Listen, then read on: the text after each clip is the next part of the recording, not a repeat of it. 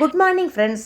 லதாஸ் கேசலோட ஹெல்த்தியான ரெசிபீஸில் இன்றைக்கி மீதமான சாதத்தை வச்சு எப்படி ஒரு ஹெல்த்தியான டிஃபன் பண்ணுறதுன்னு நாம் இப்போ பார்க்கலாம்.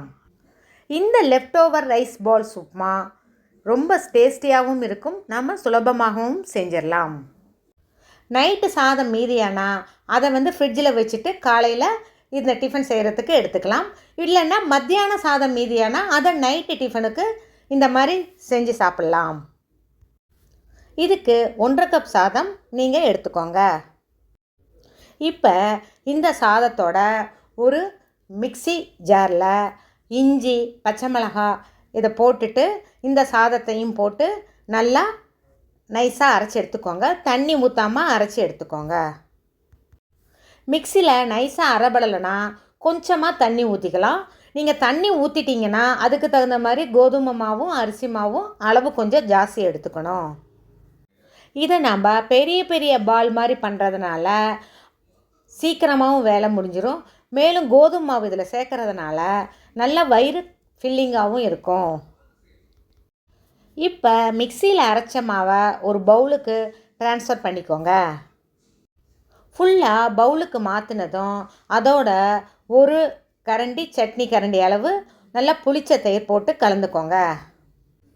தயிரை நல்லா கலந்து விட்டுக்கோங்க. கலந்து விட்டப்புறம் 3/4 கப்பு கோதுமை மாவு எடுத்துக்கோங்க. இப்போ ஒரு பேனை சூடு பண்ணி எண்ணெய் இல்லாமல் இந்த கோதுமை மாவை அதில் போட்டு நல்லா வாசம் வர வரைக்கும் வறுத்துக்கோங்க. கோதுமை மாவு வறுபட்டதும் அதை எடுத்து ஆற வச்சுக்கோங்க. இப்போ நம்ம மிக்சியில் அரைச்சி வச்சுருக்கோம் இல்லைங்களா, அதோட 1 டேபிள் ஸ்பூன் சீரகம் போட்டுக்கோங்க. தேவையான அளவு உப்பு போட்டு கலந்துக்கோங்க. ஆற வச்ச கோதுமை மாவை கொஞ்சம் கொஞ்சமாக போட்டு அதையும் நல்லா கலந்து விட்டுக்கோங்க. இந்த கலந்த மாவை உருண்டையாக பிடிக்க வரணும். அது வரைக்கும் நம்ம கோதுமை மாவு அரிசி மாவு ரெண்டும் கலந்து மிக்ஸ் பண்ணிக்கலாம். இப்போ 4 டேபிள் ஸ்பூன் அரிசி மாவு போட்டு நல்லா கலந்துக்கோங்க. கலந்தப்புறம் 1 ஸ்பூன் எண்ணெய் விட்டு நல்லா பிசைஞ்சு விடுங்க. இப்போ இது நல்லா சப்பாத்தி மாவு பிசைகிற மாதிரி பிசைங்க. ஏன்னா இதில் நம்ம கோதுமை மாவு போட்டிருக்கோம் இல்லைங்களா, அதனால் நல்லா பிசைஞ்சு விட்டுருங்க. பிசைஞ்சப்புறம் கொஞ்சமாக எடுத்து உருண்டை மாதிரி உருட்டை வருதான்னு பாருங்கள். அப்படியே ஒரு 10 நிமிஷம் அப்படியே மூடி வச்சுருங்க. குக்கரில் வேக வைக்கிறதுக்கு ஒரு பிளேட்டில் எண்ணெய் தடவி ரெடி பண்ணிக்கோங்க. இப்போ இந்த மாவை எடுத்து சின்ன சின்ன உருண்டை, அதாவது எலுமிச்சம்பழம் அளவு இருக்கிற மாதிரி உருண்டையாக உருட்டி அந்த பிளேட்டில் அடுக்கி வச்சுருங்க. உங்களுக்கு உருண்டையாக பிடிக்க வரலன்னா இன்னும் கொஞ்சம் வறுத்த கோதுமை மாவு கொஞ்சம் அரிசி மாவு சேர்த்து நல்லா உருண்டை மாதிரி கலந்து பிடிச்சி வச்சுருங்க. குக்கரில் தண்ணி ஊற்றி அதில் ஒரு கிண்ணத்தில் தண்ணி ஊற்றி வச்சுட்டு அது மேலே இந்த பிளேட்டை வச்சு மூடி வச்சுருங்க. விசில் போடாமல் ஒரு 10 நிமிஷம் வேகட்டும். அடுப்பு சிம்லையே இருக்கட்டும். இந்த உருண்டையெல்லாம் வெந்திருக்கான்னு பார்த்துட்டு நீங்கள் அதை இறக்கி வச்சுருங்க. அது மேலே நம்ம கொழுக்கட்டை வேக வைக்கும்போது மினுமினுப்பாக இருக்கும் பார்த்திங்களா, தண்ணி பட்ட மாதிரி, அந்த மாதிரி இருந்தால் அது அந்த டைம் கரெக்டாக வெந்திருக்கும். ஒரு பேனை சூடாக்கி அதில் 1 ஸ்பூன் எண்ணெய் ஊற்றுங்க. 1/2 டீஸ்பூன் கடுகு போடுங்க.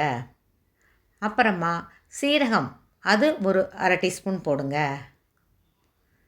கடுகு பொரிஞ்சதும் உளுத்தம்பருப்பு அது 1 டீஸ்பூன் போட்டுட்டு நல்லா கலந்து விடுங்க. உளுத்தம்பருப்பு நல்லா ப்ரௌன் ஆனதும் அதில் அந்த எண்ணெயிலேயே தேவையான அளவு சில்லி பவுடர், அதாவது பச்சை மிளகாத்தூள், அதாவது ஒரு 2 டீஸ்பூன் போடுங்க.